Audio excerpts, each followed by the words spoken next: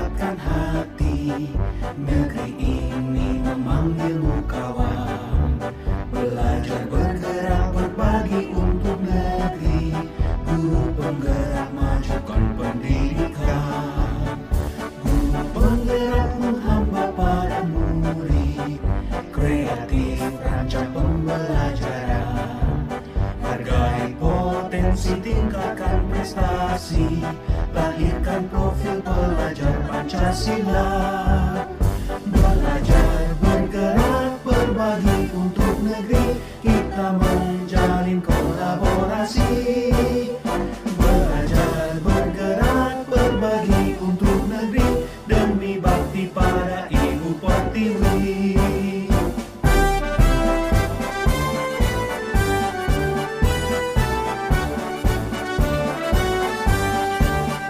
Bulatkan tekad, kuatkan hati. Negeri ini memanggilmu kawan. Belajar bergerak berbagi untuk negeri. Guru penggerak majukan pendidikan. Guru penggerak menghamba pada murid. Kreatif rancang pembelajaran. Hargai potensi, tingkatkan prestasi. Lahirkan profil pelajar Pancasila. Belajar bergerak. Assalamualaikum warahmatullahi wabarakatuh.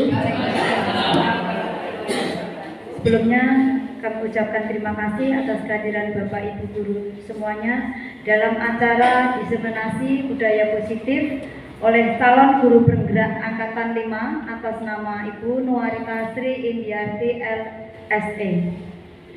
Sebelum acara dimulai, mari kita buka acara dengan ucapan basmalah bersama-sama. Bismillahirrahmanirrahim. Acara selanjutnya sambutan Kepala SMP Negeri 1 Jigen kepada beliau Bapak Sugio SPD, kami persilakan. Terima kasih. Bismillahirrahmanirrahim. Assalamualaikum warahmatullahi wabarakatuh. Alhamdulillah, bersyukur dari Allah SWT. Hari ini kita masih bisa bertemu lagi menjalankan tugas kita di sekolah tercinta ini. Bapak Ibu yang saya hormati, hari ini luar biasa sekali. Satu-satunya calon guru penggerak di SMP Negeri 1 Jigen hari ini akan mengadakan diseminasi sebagai tugas calon guru penggerak. Perlu juga Bapak Ibu ketahui bahwa mapel IPS itu hanya ada 2, yaitu Bu Nuarita dan Pak Eko yang ada di sini. Maka kita perlu berbangga ada teman yang di Kabupaten Jura hanya 2 guru mapel IPS. Makanya Pak Ian rambutnya Pak Ian udah Jura daftar guru penggerak. Nah ini nanti mohon Bapak Ibu mengikuti diseminasi budaya positif dari Bu Nuarita. Semoga ini nanti bisa membawa inspirasi bagi Bapak Ibu untuk mengembangkan sekolah ini menjadi lebih baik lagi di hari-hari yang akan datang. Pengalaman Bu Nuarita selama mengikuti PJP nanti bisa dikeluarkan kepada Bapak Ibu semuanya, sehingga pelaksanaan guru merdeka yang saat ini mulai dilaksanakan di kelas 7 kedepannya nanti bisa berjalan dengan baik-baiknya. Khusus untuk guru merdeka, nanti hari Sabtu kami akan mengadakan koordinasi khusus dengan pengajar kelas 7 untuk menentukan kegiatan proyek profil pelajar Pancasila. Karena nanti di akhir tahun ini atau akhir semester ini akan ada pameran hasil karya siswa tingkat kabupaten dan juga tingkat SMP. Untuk tingkat sekolah kita, saya sudah ngomong dengan Bapak Ibu yang menanggung proyek, nanti akan dilaksanakan bertepatan dengan ulang tahun sekolah kita, undang orang tua menyajikan gelar karya pelajaran Pancasila itu. Nanti sekaligus mungkin persiapan pelaksanaan keikutsertaan kita di gelar karya tingkat kabupaten yang akan dilaksanakan di bulan Desember. Kelihatannya semua sekolah wajib mengikuti walaupun mungkin secara bergantian. Demikian yang disampaikan, dan ada tamu dari Bapak untuk mengecek bahwa bantuan komputer les tahun 2012. Saya sarankan sebelumnya kepada Bapak Ibu semuanya untuk mengikuti kegiatan ini sebaik-baiknya, dan kita selamat untuk guru wanita bisa menjalankan kegiatan di siang hari ini. Terima kasih. Assalamualaikum warahmatullahi wabarakatuh. Demikian tadi sambutan dari Pak Menteri Satujen.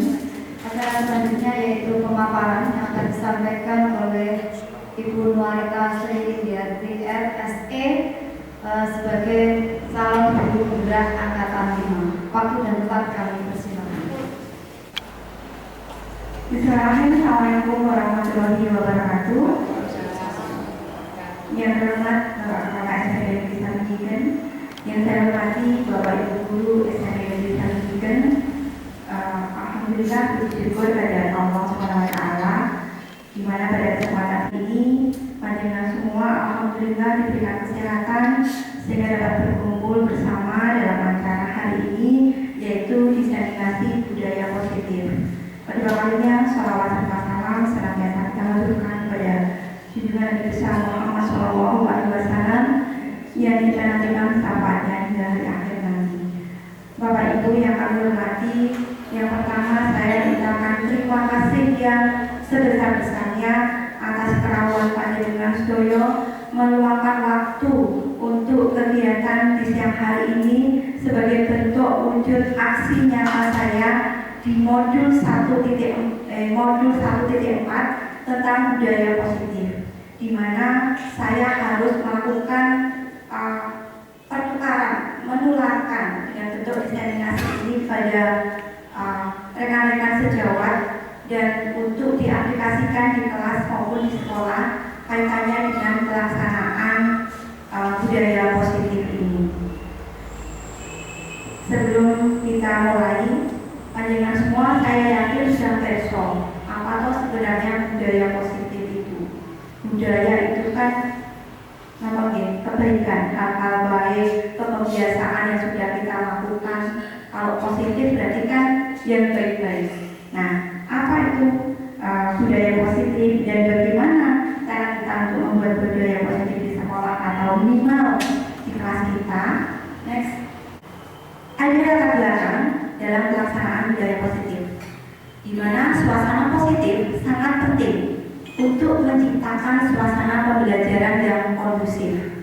Karena dengan suasana yang positif, murid dan guru akan menemukan kondisi pembelajaran yang menyenangkan dan tanpa beban, di mana dalam kurikulum merdeka pembelajaran itu berpihak pada murid. Kalau konteks dari Ki Hajar Dewantara yang menghamba pada murid itu adalah yang berpihak pada murid, sehingga murid bisa menerima bentuk kondisi pembelajaran yang menyenangkan dan tanpa beban. Di sisi lain, suatu kebutuhan adanya suasana positif. Jadi, suasana positif bagi peserta didik itu adalah kebutuhan mereka. Untuk apa? Untuk menggerakkan moral positif murid.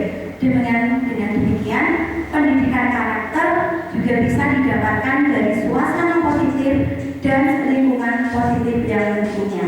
Jadi tidak serta-merta kita yang menjudge kamu harus seperti ini tidak, tapi mereka yang membutuhkan, ada kebutuhan dasar dari murid-murid kita. Nah, dari hal tersebut, apa yang dimaksud dengan budaya positif? Budaya positif adalah nilai, keyakinan, dan kebiasaan di sekolah yang berpihak pada murid, agar murid dapat berkembang menjadi pribadi yang kritis, penuh hormat dan bertanggung jawab. Jadi diharapkan di sini murid itu bisa menimbulkan suatu hal baik itu dari dirinya, bukan karena hal-hal yang kita tetapkan. Pasti mohon maaf Bapak Ibu semua sudah menerapkan satu peraturan di kelas, misalkan anak anak harus datang tepat waktu di kelas, kemudian tidak boleh terlambat, kemudian lagi harus mengikuti pelajaran dan sebagainya. Nah, bagaimana hal tersebut bisa dilakukan dengan baik? Next. Nah, disiplin salah satunya adalah dengan melakukan suatu yang namanya disiplin positif. Nah, disiplin positif itu adalah suatu cara penerapan disiplin tanpa kekerasan dan ancaman yang dalam prakteknya melibatkan komunikasi tentang perilaku yang efektif antara guru dan murid.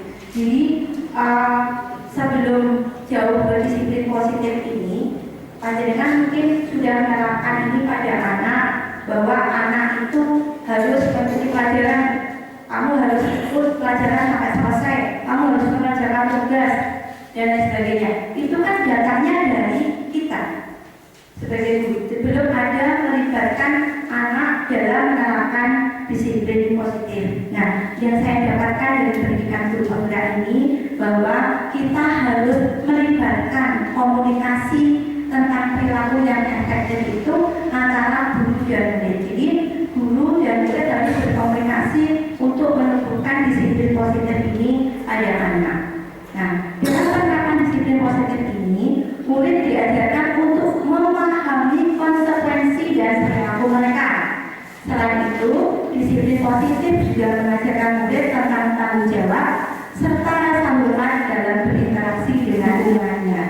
Jadi nanti setelah ada satu disiplin positif, anak itu tahu setelah kamu melakukan suatu kesalahan itu konsekuensinya apa, kalian harus apa gitu. Jadi dengan komunikasi dan juga dengan komunikasi dua arah tadi, jadi kita tidak bisa mengambil satu keputusan satu arah untuk murid itu sendiri. Kemudian ada satu wacana bahwa dalam pelaksanaannya itu disiplin itu jangan sampai menjadi satu yang kata yang negatif. Contoh seperti ini, dilarang membuang sampah misal, itu kan satu bentuk harusnya baik, tapi kan dalam konteksnya menggunakan kata dilarang itu pemahamannya anak nanti bisa berbeda. Jadi buanglah sampah pada tempatnya. Terus lagi jangan berlarian, jalan hati-hati ya. Jadi hal itu yang bisa mengubah anak itu setidaknya bisa menaruh jadi ada rasa hormat dan interaksi lebih baik dengan kita. Kemudian dari kedua hal tersebut dapat disimpulkan disiplin positif merupakan salah satu penerapan disiplin yang bertujuan untuk menumbuhkan kesadaran serta memberdayakan murid untuk melakukan sesuatu tanpa sogokan, ancaman maupun hukuman.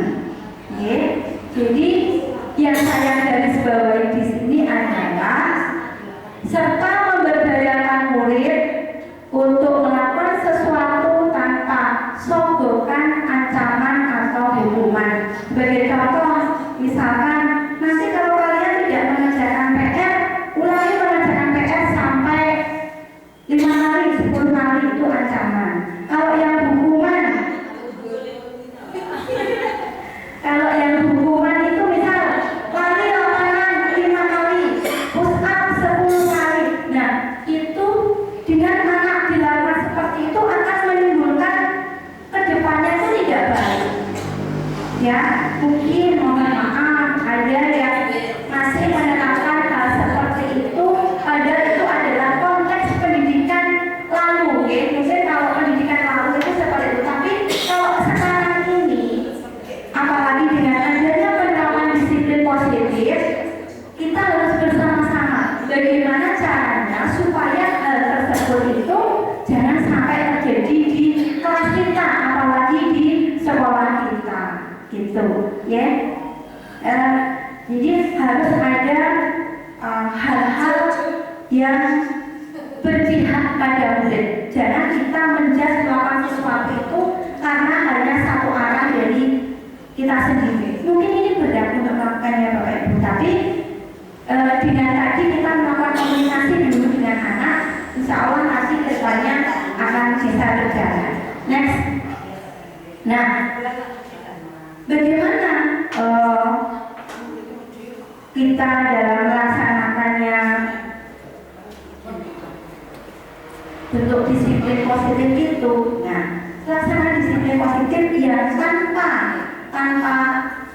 ancaman, sogokan, hukuman itu tadi berdasarkan teori kontrol, ya. Teori kontrol atau teori pilihan yang disampaikan oleh Dr. William Glasser. Yang pertama, kita sendiri ini tidak bisa mengontrol orang lain, hanya Anda yang bisa mengontrol diri Anda. Contoh, seumpama panjenengan menggenggam sesuatu yang itu sangat penting, ada teman yang mau memintanya, apakah dibukakan dengan sendirinya atau digenggam terus benda itu? Ini adalah sesuatu yang berharga dalam diri kita. Tentunya kita akan mempertahankan hal ini. Jadi siapa yang bisa mengontrol diri kita? Diri kita sendiri. Dalam bentuk apa? Nah, dalam bentuk menggali potensi yang ada di dalam diri agar tujuan mulia tercapai, di mana sesuatu yang menjadi seorang kita inginkan berdasarkan nilai-nilai yang kita hargai. Yang kedua, semua perilaku memiliki tujuan. Nah, perilaku anak didik kita itu juga memiliki tujuan. Ada beberapa teori tujuan dari perilaku anak didik kita tadi berdasarkan 3 teori motivasi. Yang pertama, untuk menghindari hukuman. Jadi, misal mereka mengerjakan tugas karena tadi diancam, kan mereka terus mengerjakan tugas biar tidak dihukum. Nah, itu. Kemudian yang kedua, untuk mendapatkan imbalan. Aku mengerjakan PR bahasa Inggris biar nanti dapat nilai dari Pak Yon, misal gitu. Ya. Itu agar mendapatkan imbalannya itu. Nah, yang ketiga, untuk menghargai diri sendiri. Mungkin ini di lingkup kecil anak kita yang bisa menghargai diri mereka sendiri dengan sudah melaksanakan motivasi intrinsik dari dalam diri mereka untuk melakukan suatu perubahan baik, mengerjakan tugas tidak usah disuruh, kegiatan lain tidak disuruh. Nah, itu dari hal-hal yang sudah baik itu bagaimana kita kembangkan pada seluruh warga yang ada di sekolah. Ya. Kemudian ada model berpikir menang-menang, kemudian ada kolaborasi, realitas kebutuhan. Nanti akan disampaikan pada slide selanjutnya. Yang akan saya sampaikan di sini adalah bahwa di dalam motivasi intrinsik dari dalam diri anak itu akan melahirkan suatu nilai-nilai kebajikan universal. Nilai kebajikan itu kan nilai yang baik, ya. Nah, nilai yang baik itu nanti akan terbentuk dalam keyakinan kelas, ya. Nah, keyakinan kelas. Next.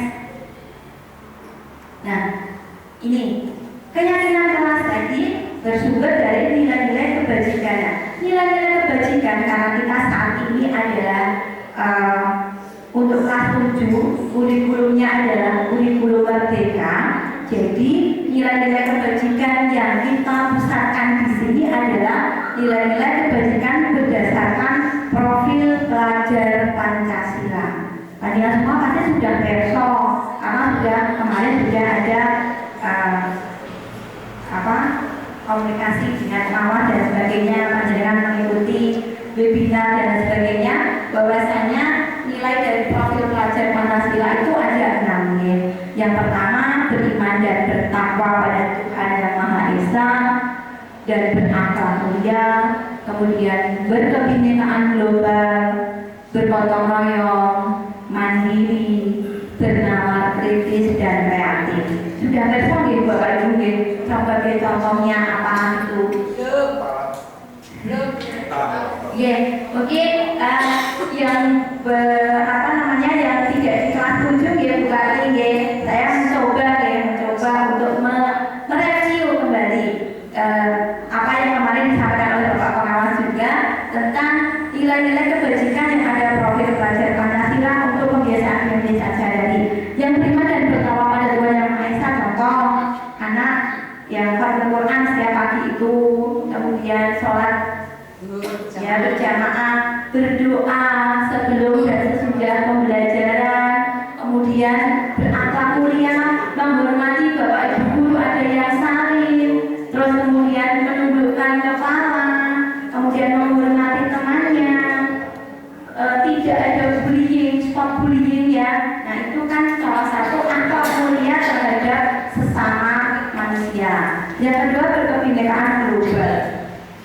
Dengan pasti kemarin sudah lihat tayangan yang saya budaya positif. Saya mengambil contoh di situ adalah Fixer kelas 7A yang dia keturunan dari Afrika dan Mona yang anaknya berzina. Ini adalah salah satu bentuk berkebinekaan global, saling menghormati juga adanya keragaman suku agama di lingkungan sekolah.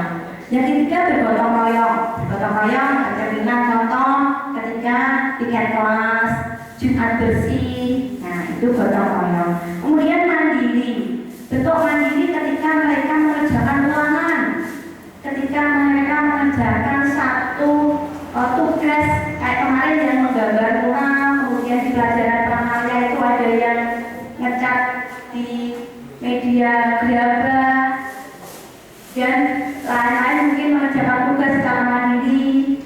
Kemudian yang bernalar kritis, ketika kita menyampaikan suatu pembelajaran, ada anak yang langsung bertanya. Contoh di kelas 7E itu ada anak dulu waktu tes diagnostik awal itu ada yang menuliskan suka dengan tantangan baru, suka dengan hal-hal baru, suka dengan rumus matematika, baru menemukan anak seperti itu. Jadi ketika kelas diagnostik awal itu ada yang menuliskan itu, saya suka dengan matematika dan tertantang dengan rumus-rumus baru, ada itu.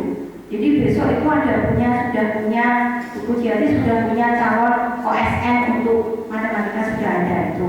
Ya, kreatif. Nah, kreatif dalam bentuk tidak hanya kemarin waktu kegiatan TikTok itu kan anak sudah menunjukkan kreativitasnya, ya.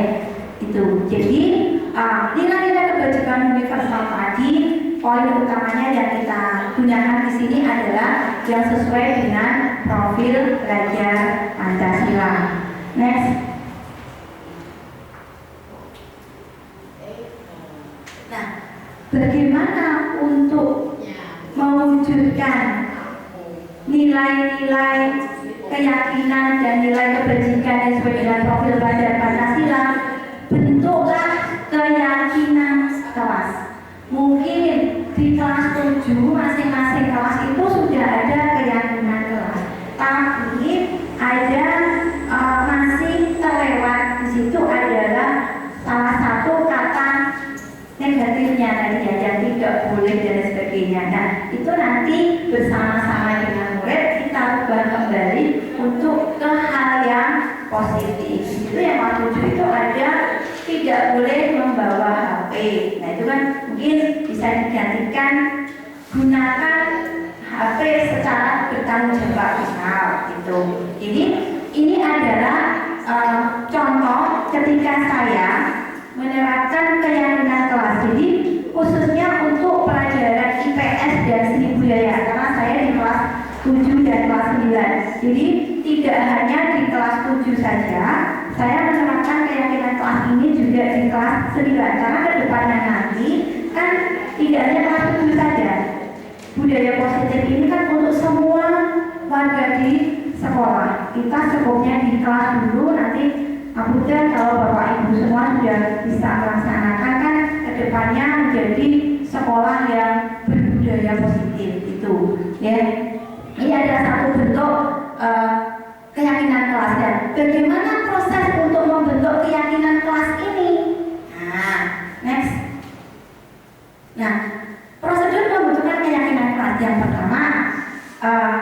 juga akan saya tampilkan, maaf mungkin next nanti akan saya tampilkan video tentang pembuatan keyakinan kelas. Nah, prosedurnya ya, yang pertama kita sediakan kertas dulu, kertas post-it atau kertas apa ya, itu dan mempersilahkan murid untuk bersuara pendapat. Mereka diberikan keleluasaan untuk menyampaikan pendapatnya tentang hal yang disepakati di kelas, kemudian dituangkan dalam bentuk catatan kecil dan ditempelkan di kertas atau tembok yang bisa dilihat semua warga kelas. Jadi mereka mulai dulu di awal itu saya memberi masukan dulu pada kalian. Bagaimana toh suasana kelas yang kalian inginkan itu seperti apa? Pembelajaran yang seperti apa? Ada yang menuliskan santai Bu, ada yang bilang seperti itu juga. Enggak ada WR Bu, ada. Jangan disuruh nulis sampai berkali-kali Bu, ada. Kemudian menjaga kebersihan kelas, ada juga yang seperti itu. Dan anak secara tidak langsung ada yang menuliskan kalau tidak membersihkan kelas maka akan dihukum membersihkan kelas, membersihkan musola. Di situlah kemudian saya berikan satu masukan bahwa ini konsekuensi yang kalian buat sendiri, bukan ada yang namanya hukuman. Jadi dengan anak membuat konsekuensi dengan kondisi kelas yang bersih, kalau tidak bersih kelasnya kalian mau apa? Jadi mereka sudah tahu sendiri. Kita kembalikan ke keyakinan kelas yang sudah dibuat oleh mereka. Kemudian yang kedua, susunlah bentuk keyakinan kelas dengan mengubah kalimat negatif menjadi kalimat positif. Nah, dan tinjau kembali hasil curahan hati murid kalau masih berbentuk peraturan. Contoh, datang ke sekolah tepat waktu dan apabila tidak akan mendapatkan sanksi. Nah, itu kan berarti masih dalam bentuk peraturan.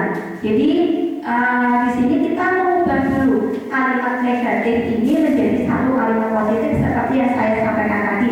Tidak ada kata dilarang, tidak boleh dan sebagainya. Yang ketiga, tinjau ulang keyakinan kelas bersama-sama. Jadi kita meninjau keyakinan kelas itu bersama-sama dengan murid.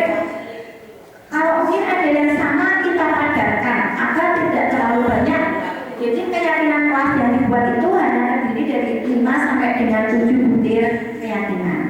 Nah, setelah keyakinan kelas selesai dibuat, maka semua warga kelas dipersilahkan untuk meninjau ulang kembali dan menandatangani kesepakatan bersama untuk kemudian ditempel di area dinding belakang yang rapi. Jadi nanti bisa terlihat oleh warga kelas. Nah, ini karena kemarin keterbatasan waktu setelah saya membuat keyakinan kelas curahan hati murid, proses yang dipadatkan ini belum saya tempelkan di masing-masing kelas. Tunggu setelah PTS selesai. Jadi anak-anak sudah nanti keyakinan kelasnya seperti ini. Jadi setelah membuat yang ditempel-tempel curahan hati itu, kemudian saya padatkan, mungkin ada kata-kata yang sama dalam bentuk yang lain.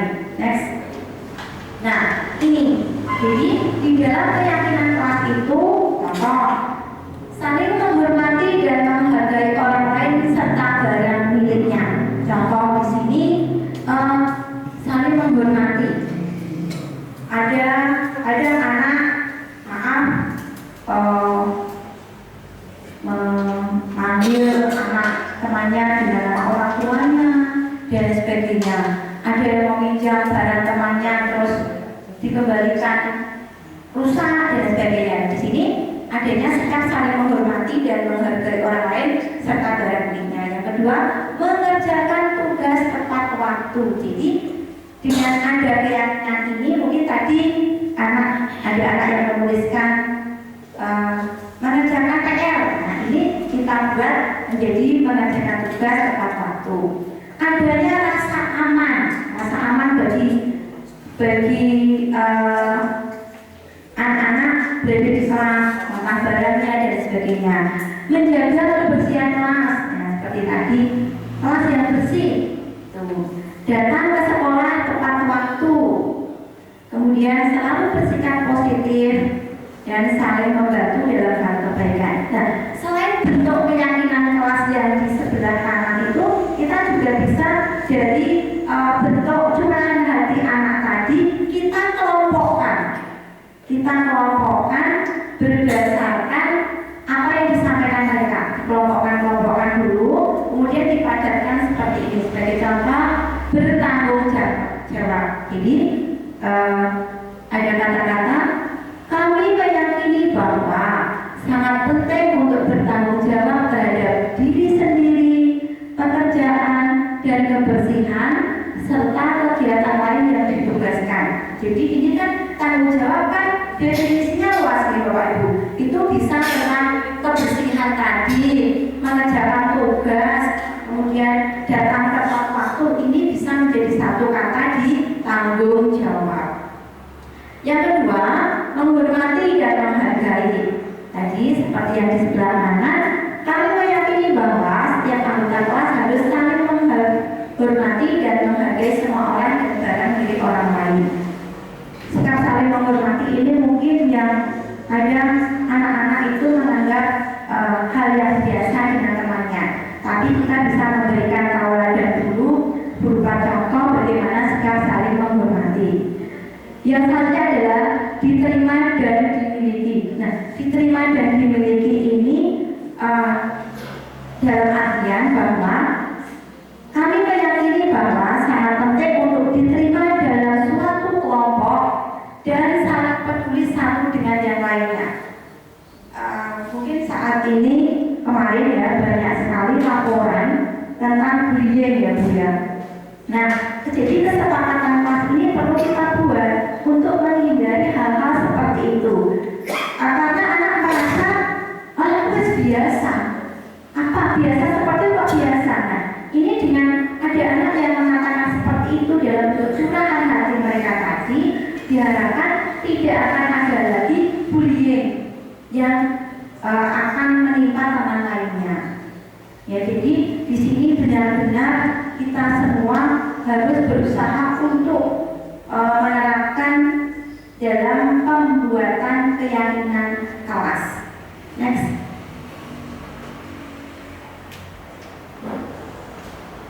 Nah, dari keyakinan kelas tersebut, ya,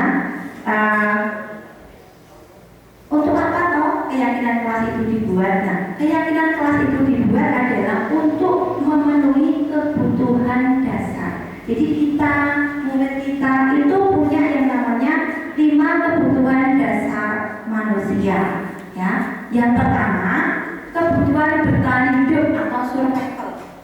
Sebagai contoh, ketika anak ada pergantian jam pelajaran, anak yang dekat kantin langsung ke kantin. Padahal bapak ibu guru waktu itu sudah masuk. Setelah ditanya, kamu dari mana? Dari kantin Bu, tadi belum sarapan. Nah, ini adalah wujud pemenuhan kebutuhan dasar murid untuk dalam artian bertahan hidup. Kalau mereka lapar kan tidak bisa menerima pelajaran. Jadi itu yang pertama. Yang kedua, kasih sayang dan rasa diterima. Sebagai contoh, anak tersebut dia suka caper, melakukan hal-hal biar menarik perhatian bapak ibu. Mungkin di rumahnya anak ini kurang mendapatkan perhatian orang tua, kondisi keluarga yang bagaimana, jadi dia mengalihkan hal-hal lain, dia mendapatkan perhatian dari bapak ibu guru itu. Kemudian yang ketiga,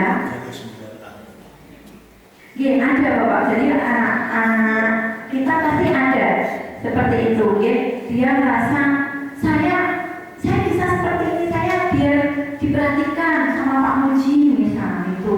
Jadi ada anak kita yang seperti itu. Kemudian yang ketiga adalah penguasaan. Penguasaan itu ada di mana anak itu ada yang merasa mampu wis bisa yo, nyatanya gak disuruh maju sama berbincang misalnya. Wis bisa gak disuruh maju, jadi anak itu terus merasa, aku wis juara yo gini-gini aja. Itu kebutuhan yang ketiga. Kemudian yang keempat, kebutuhan tentang kebebasan atau freedom, ya, dimana anak-anak itu ada merasa memiliki kehidupan sendiri. Anak-anak itu merasa memiliki kehidupannya sendiri. Kemudian contoh ketika pelajaran, mereka masih melakukan kegiatan indisipliner dengan berlarian di kelas. Bilangnya kemudian dari bangku sini pindah bangku ke sana, pinjam pulpen bilangnya. Nah, itu adanya kebebasan. Dia menurut adanya kebebasan. Yang terakhir adalah kebutuhan akan kesenangan atau fun. Jadi mungkin ketika kita menyampaikan satu pembelajaran, kondisinya itu yang monoton. Jadi perlu adanya menerapkan pembelajaran yang menyenangkan. Kadang kalau ini tidak dilakukan, anak ada yang bermain pulpen sendiri buat dia pakai. Mana saya baru menemukan juga, saya baru masuk kelas itu dia asik main karet. Nah, itu ditanya kenapa? Ada saya belum mulai pelajaran kemarin baru apa yang di depan itu main karet, jebret. Pada itu pelajaran belum mulai. Jadi itu wujud kebutuhan mereka akan kesenangan atau fun. Next. Nah, itu tadi bagaimana 5 kebutuhan dasar itu yang harus dipenuhi untuk namanya adalah nomor 1 keyakinan kelas. Nah, bagaimana sekarang untuk memenuhi kebutuhan dasar itu kita sebagai guru dalam melakukan posisi kontrol, ya. Ada 5 posisi kontrol. Yang pertama adalah sebagai penghukum. Nah, tadi sebagai contoh sudah saya sebutkan, push up kamu 5 kali, lari lompatan 10 kali. Nah, efeknya bagi anak apa? Dia akan merasa dendam, mantul. Dia merasa, kalian kalau ada darah, ya aku kan bisa. Kalian ada darah, aku kan beli lapangan. Nah, dia merasa itu. Kalian seperti itu. Nah, jangan sampai dia seperti ini. Tuh. Kemudian yang kedua adalah membuat rasa bersalah. Contoh, saya mungkin secara tidak sadar juga melakukan ini. Kamu itu loh, apa juga kasihan dengan orang tuamu, wis royo-royo, mengeluarkan uang waktu orang tuamu bekerja seperti itu untuk membiayai kalian. Ya, ada secara tidak sadar kita masih mengatakan itu pada anak-anak kita. Nah, ini ternyata juga salah satu posisi kontrol kita membuat rasa bersalah pada anak. Yang ketiga adalah sebagai teman, ya. Sebagai teman, contoh, ayolah, kamu besok jangan terlambat lagi ya, bisa mengatakan itu. Terus lagi ada bulan tos. Nah, bagaimana melihatnya? Seolah-olah ini tidak ada batasan antara guru dan murid ini. Jadi sebagai teman ini sedikit kita juga harus mundur. Kita maju pada posisi kontrol yang kelima, yaitu sebagai pemantau. Pemantau berarti kita memantau apa yang sudah dibuat anak, bagaimana anak ketika melakukan kegiatan indisipliner, bagaimana kita mengawasi anak dan memberikan satu bentuk konsekuensi pada mereka. Yang terakhir adalah posisi kontrol sebagai manajer. Nah, inilah yang diharapkan di dalam pemenuhan kebutuhan murid. Posisi kita adalah sebagai manajer. Padahal nanti sudah persoal atau manajer itu mengelola murid, mengelola anak didik kita supaya bisa menumbuhkan budaya positif tadi. Memang rasanya berarti Bapak Ibu Allah, gak iso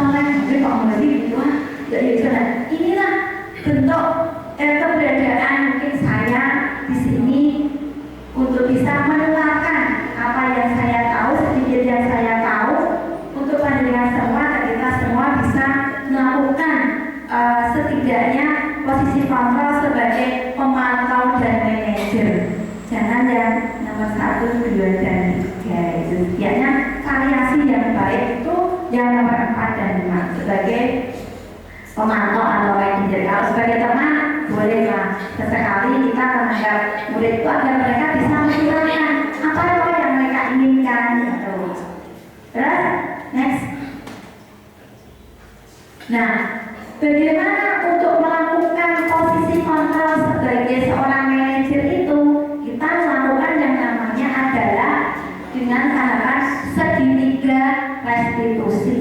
Yang kemarin sudah saya buat tadi, yang saya sampaikan tadi, ada 3 tahapan dalam segitiga restitusi. Yang pertama, menstabilkan identitas. Yang kedua, validasi tindakan yang salah. Dan yang ketiga, menanyakan keyakinan. Akan kita bahas satu persatu tentang 3 tahapan dalam segitiga restitusi. Next. Yang pertama, menstabilkan identitas. Ada beberapa perkataan yang bisa sebagai bentuk menstabilkan identitas apabila murid kita melakukan kegiatan indisipliner. Yang pertama, berbuat salah itu tidak apa-apa. Yang kedua, tidak ada manusia yang sempurna, karena manusia tempatnya salah, lupa, gitu. Saya juga pernah loh melakukan kesalahan seperti ini. Terus kita bisa menyelesaikan ini. Terus ini, Bapak atau Ibu tidak mencari siapa yang salah, tapi bagaimana cara mencari solusi dari permasalahan. Jadi ada solusi dalam menyelesaikan permasalahan ketika murid kita melakukan satu kegiatan indisipliner. Ya. Jadi setelah mereka melakukan suatu kesalahan itu, dia memberikan solusi pendapat mereka untuk menyelesaikan kesalahan itu sendiri. Kemudian kamu berhak merasa begitu, atau dengan kata, apakah kamu sedang menjadi teman yang baik untuk buat dirimu sendiri? Itu ketika kita menstabilkan identitas apabila ada murid kita yang melakukan indisipliner. Next. Yang kedua adalah validasi tindakan yang salah. Setelah anak ditanya itu tadi, kemudian ada validasi tindakan yang salah. Contoh, padahal kamu bisa kan melakukan yang lebih buruk dari ini. Dan kita misal anak itu mukul temannya, nyupir temannya, mungkin dia bisa jotos-jotosan dan sebagainya. Kita tanya dulu anak tersebut. Kemudian kamu pasti punya alasan melakukan hal itu. Alasannya apa? Tadi contoh anak yang nanti lapar gitu. Terus kamu patut bangga dengan diri kamu sendiri. Kemudian kamu boleh mempertahankan sikap itu, tapi kamu harus menambahkan sikap yang baru. Tentunya hal-hal yang lebih baik. Next. Yang ketiga, menanyakan keyakinan. Nah, tadi kita kan sudah membuat keyakinan kelas. Nah, kembali lagi ini kita kembalikan pada murid kita lagi. Yang pertama, apa yang kita percaya sebagai kelas atau keluarga? Atau lain, kita kan sudah membuat satu keyakinan bahwa kenapa kamu membuat keyakinan kelas ini? Kita kembalikan ke keyakinan kelas yang sudah dibuat bersama. Dengan demikian mungkin tidak ada lagi yang namanya satu bentuk hukuman dan sebagainya sebagai salah satu tindakan indisipliner yang dilakukan oleh murid kita. Next. Ya, demikian Bapak Ibu yang dapat saya sampaikan kaitannya dengan diseminasi budaya positif. Dapat saya sampaikan kesimpulan bahwasannya kegiatan pembelajaran yang nyaman dan kondusif yaitu bentuknya terbentuk dari budaya positif. Nah, bagaimana budaya positif itu diperlukan? Akan ada yang namanya disiplin positif yang tidak ada ancaman, hukuman. Jadi untuk membentuk itu diperlukan satu keyakinan kelas agar dapat membentuk siswa yang membangun karakter siswa itu sendiri dengan lingkungannya. Demikian sekali lagi nanti saya mohon masuk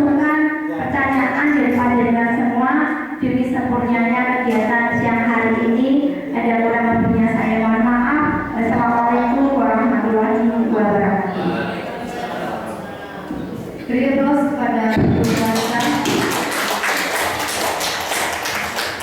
Terima kasih pemaparan yang sangat bagus mengenai budaya positif. Ada hal yang kami tangkap diantaranya mengenai disiplin positif, kemudian nilai-nilai kebaikan yang terdapat dalam profil pelajar Pancasila, kemudian ada teori kontrol, teori pilihan, kemudian 5 kebutuhan dasar manusia, 5 posisi kontrol, dan mungkin yang paling baru mengenai segitiga restitusi. Untuk selanjutnya saya buka termin tanya jawab.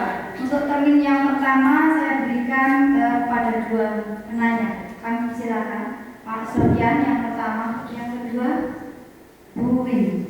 Pak Sofyan monggo. Masuk ke sini sudah.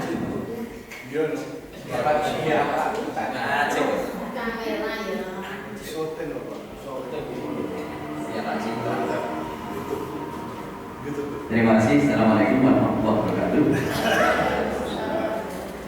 Bu Rita, apa yang disampaikan cukup luar biasa sekali. Tapi ada hal yang mungkin menurut pemahaman saya ini, terutama kata-kata jangan. Ini kalau bisa dihindarkan gitu tadi ya. Tapi saya itu banyak melihat di Al-Quran.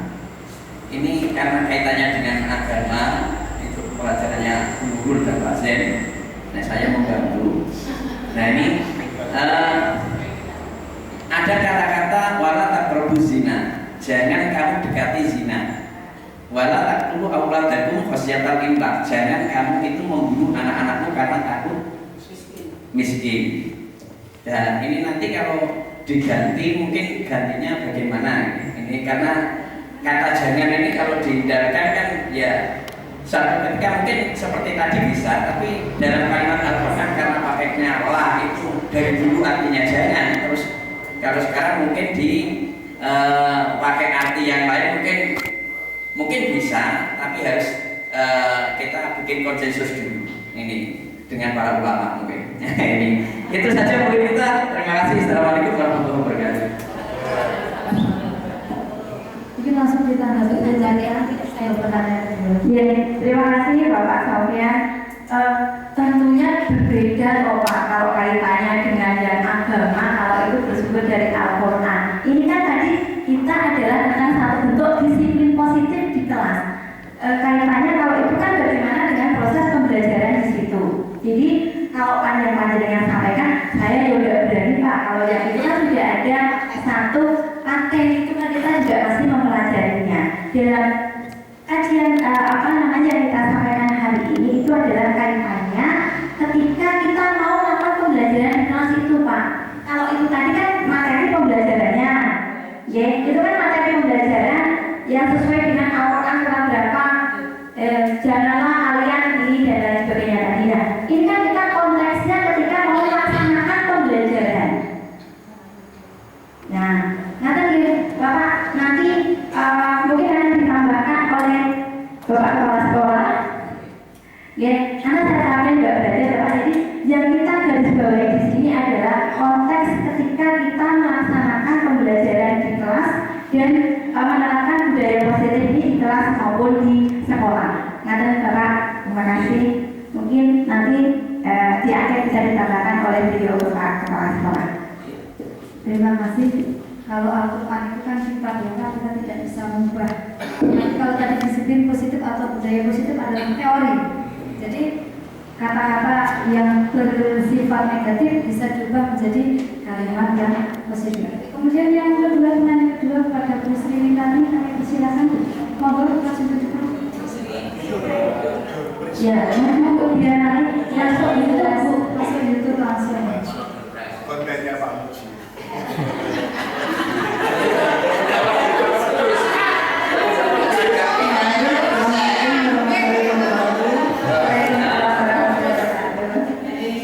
Singkat saja nih, tadi dikatakan sama Bu Naneka, dalam pembelajaran kita harus mengungkap pembelajaran yang menyenangkan.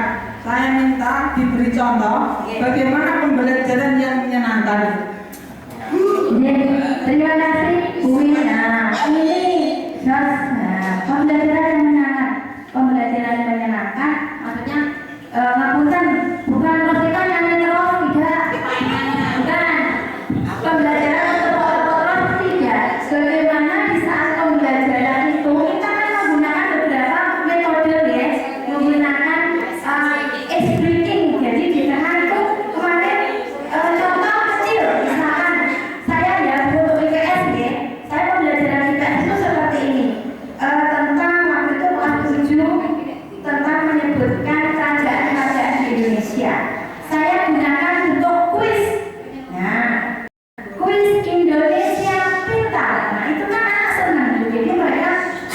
belak-belakan gitu, makanya mau saya kasih nama lontong balak, kok jadinya lapar Bu gitu. Akhirnya saya kasih kuis Indonesia Pintar. Satu kali satu. Ya itu Indonesia Pintar. Jadi itu sebagai contoh anak jawab cepat. Ini ada jawabannya di sini. Jadi anak yang diberi itu jawabannya di batu itu. Benar tidak? Anak menjawab pertanyaan sesuai. Kemudian diberikan ice breaking. Ice breaking itu tidak harus nyanyi yang lama, tidak, ya. Maaf Pak Anang, ya. Nah, ini bisa kemarin waktu ini agak tidak jenuh.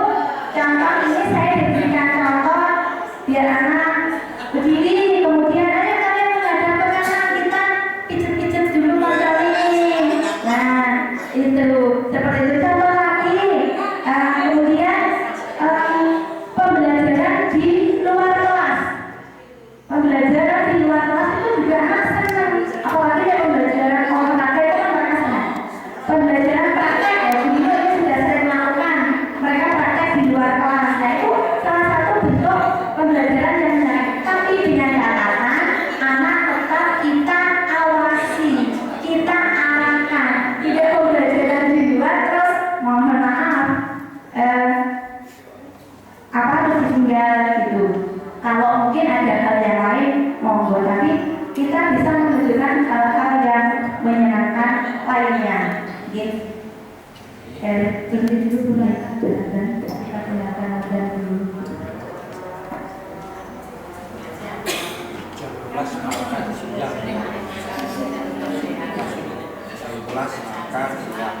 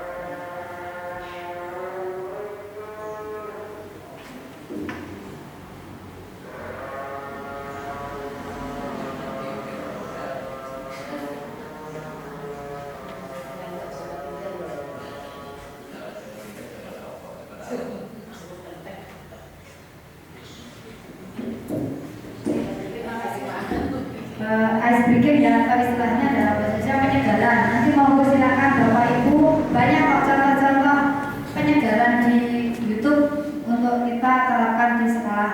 Untuk selanjutnya kami juga ingin yang dua penanya lagi.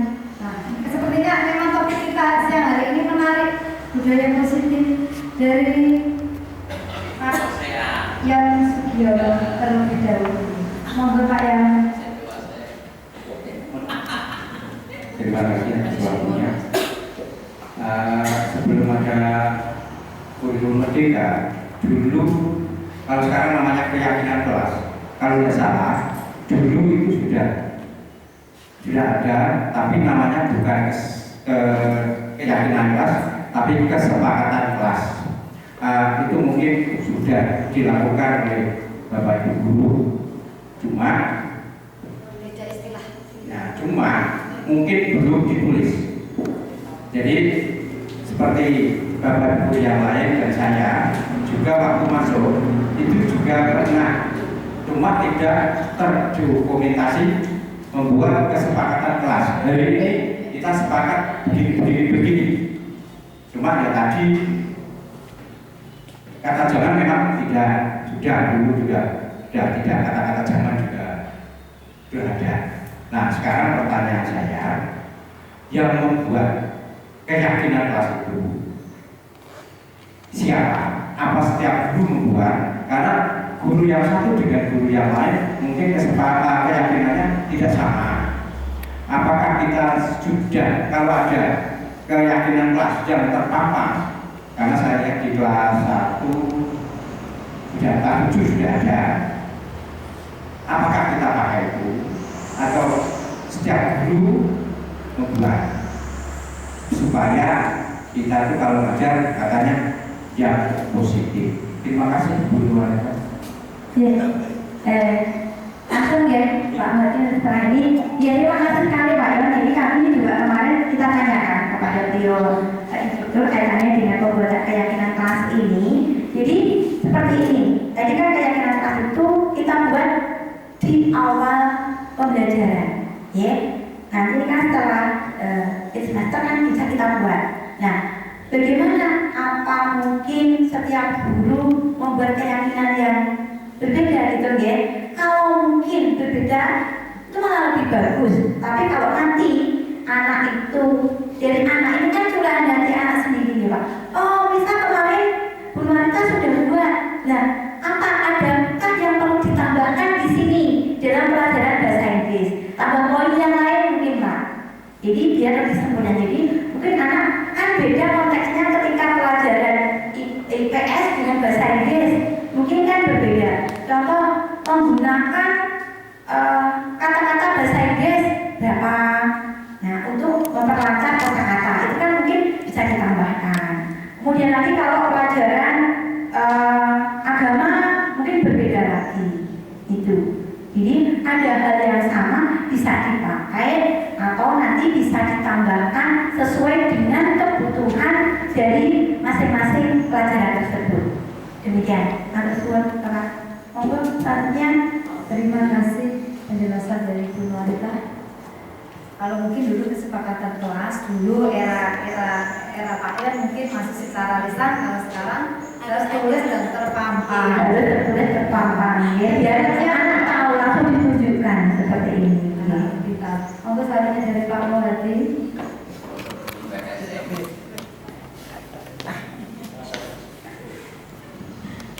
Assalamualaikum warahmatullahi wabarakatuh. Waalaikumsalam warahmatullahi wabarakatuh. Terima kasih waktu yang diberikan saya. Ini temanya adalah budaya positif. Namun yang kami temui setiap hari adalah yang berkembang itu budaya negatif. Yang pertama kemarin saya sudah mengumumkan itu berarti saya sudah menyalahi proses budaya positif. Yang pertama itu permainan dasi. Ini hampir ada 10% paling tidak anak-anak itu melepas dasi untuk cepret-cepretan. Kemudian saya mengambil tindakan untuk mengumumkan setelah upacara bahwa anak-anak yang masih main cepretan dasi nanti kalau ketahuan saya sita dan tidak saya kendalikan. Ini berarti ada ancaman. Berarti ini saya salah. Bagaimana untuk mengatasi hal tersebut? Ini contoh baru satu. Tapi yang saya lihat mungkin lebih dari 5. Tiap hari saya meminta anak yang membawa pukul. Tiap hari. Itu bagaimana mengatasi anak-anak yang membawa gagang sapu, yang membawa sapu lidi, membawa lidi untuk cepet-cepetan, untuk buku-bukuan dan sebagainya. Kemudian yang sudah menjadi budaya yang sulit untuk kita kendalikan adalah izin dari kelas ke belakang itu mesti 2 anak, mesti. Tidak ada yang izin karena terpaksa secara sendirian. Ini tidak hanya di saya hanya pada kelas saya, tapi saya amati semua kalau izin ke belakang mesti ngajak teman. Beli pulpen mesti ngajak teman. Ngisi sepidol mesti ngajak teman. Ini mohon nanti untuk bagaimana, walaupun kelas 8 kelas 9 di Merdeka, mohon bagaimana solusinya. Apakah kalau saya menarik pemukul, kalau saya melarang udah satu beli pulpen dulu, masuk satunya lagi terus gimana? Mohon penjelasannya agar kita ya tidak terlalu ego sendiri dan bisa mengikuti apa yang berkembang sekarang. Terima kasih. Assalamualaikum warahmatullahi wabarakatuh. Waalaikumsalam. Terima kasih Pak Muhardi, karena memang setiap hari saya juga membantu beliau kaitannya dengan kegiatan indisipliner anak. Nah, ini tadi kan kita baru awal membuat keyakinan kelas. Nanti kalau setiap bapak ibu guru di kelas membuat satu bentuk keyakinan kelas, nanti kan diharapkan ke depannya budaya positif ini sudah bisa tumbuh, Bapak. Jadi, nah selain itu kita membuat tadi, berarti perlunya kolaborasi, kerjasama dengan siapa? Panjenengan semua, dengan bapak kepala sekolah, dengan murid kita sendiri, harus ada kerjasama kolaborasi. Jadi tidak panjenengan sendiri nanti yang kesel, istilahnya opak-opakan. Di sini adalah tanggung jawab kita di sini. Tadi yang di itu pembicara yang buatlah keyakinan kelas, pembicara yang buatlah keyakinan kelas, bentuklah keyakinan kelas tadi. Lagi next.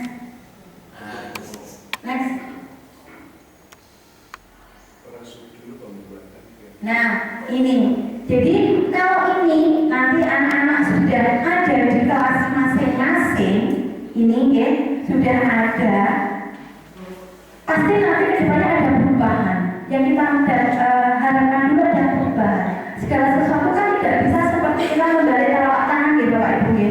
Ada suatu tahapan-tahapan di mana nanti dengan kolaborasi kerjasama dari panjenengan semua, diharapkan nanti benar-benar budaya positif ini dapat tercermin di kelas kita, khususnya dari sekolah kita umumnya. Jadi kalau jawaban saya seperti itu Pak Muhardi. Jadi perlunya kolaborasi deh, kerjasama dari setiap pemangku kepentingan yang ada di sekolah ini. Tidak mungkin kita sendiri bisa berjalan untuk mewujudkan budaya positif kalau warga di sekolah itu tidak bisa memberikan kontribusi di dalam untuk kegiatan pelaksanaan budaya positif. Mungkin ada tambahan dari Bapak Kepala Sekolah kaitannya dengan pelaksanaan budaya positif sedikit saja biar untuk menutup kegiatan hari ini.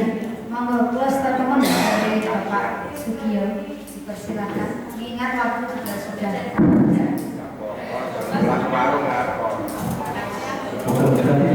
Banyak lagi.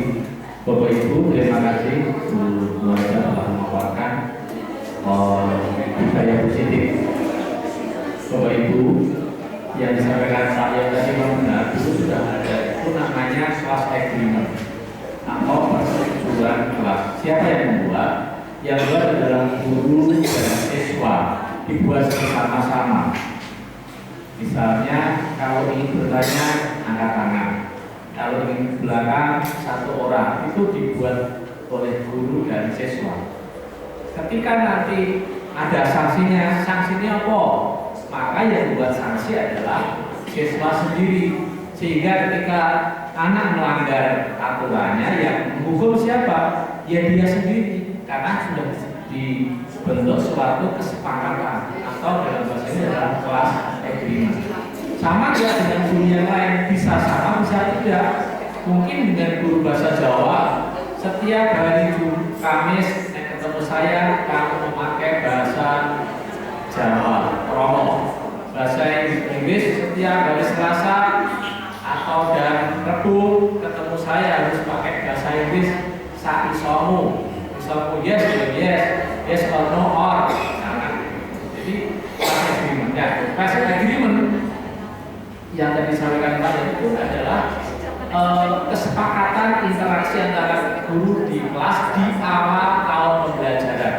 Ya, itu mungkin bisa sama dengan guru yang lain atau mungkin berbeda, karena yang buat adalah guru maklum bersangkutan dengan siswa. Oke, setelah itu belum mau ngajar dulu di pasar lagi. Itu saya dapatkan dulu di Sampurna Foundation di Jakarta. Jadi kelas agreement-nya seperti itu. Nah, hampir sama mungkin dengan keyakinan kelas.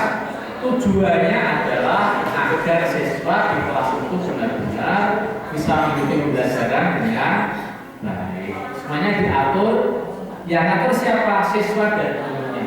Sehingga tidak hanya top down, tapi memang betul-betul direncanakan guru dan siswa. Satu apa? Disepakati antara guru dan siswa. Sehingga siswa yang mengusulkan tentang kelas agreement atau kegiatan kelas tadi sama saja. Seperti itu. Jika kalau ada sanksinya apa tadi kayak kamu? Yang lain pasti akan ngomong sanksinya ini. Nah, seperti itu.